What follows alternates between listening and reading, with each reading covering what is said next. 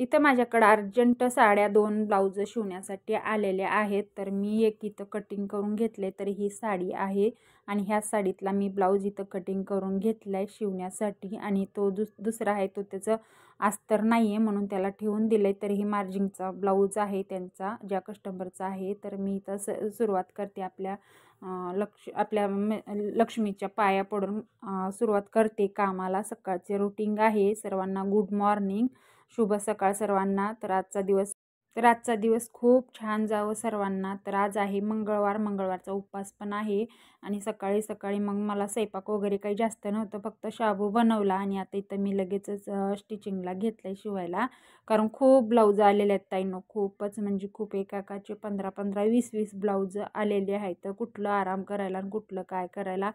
आणि इथं का म्हणजे 1 मिनिटही इकडं तिकडं अजिबात व्हायला वेळ नाही आहे, एवढे ब्लाऊज आलेले आहेत. आणि असं मला वाटलं होतं की चला गावाकडून आल्यावर थोडंफार आराम पण करता येते म्हणून मी हा विचार करत होते. पण कशाचं काय काहीच समजत नाही. तुम्हाला दाखवते मी नेक्स्ट व्हिडिओमध्ये की ब्लाऊज किती आलेले आहेत. तर फायनली माझा ब्लाऊज इथं शिवून झालेला आहे आणि साधा सिंपल आहे आणि त्या साडीमधला आहे आणि म्हणजे ब्रॉकेट भरलेला पूर्ण ब्लाऊज आहे. तर आजचा हा ब्लाऊज माझा आता शिवून झाला आहे. अजून खूप सारे ब्लाऊज आहेत मी कटिंग करून घेऊन, ते पण तुम्हाला एकदा सर्व एका नेक्स्ट व्हिडिओमध्ये तर नक्कीच लॉंग नाही तर मी शॉर्ट व्हिडिओमध्ये नक्की दाखवणारच आहे.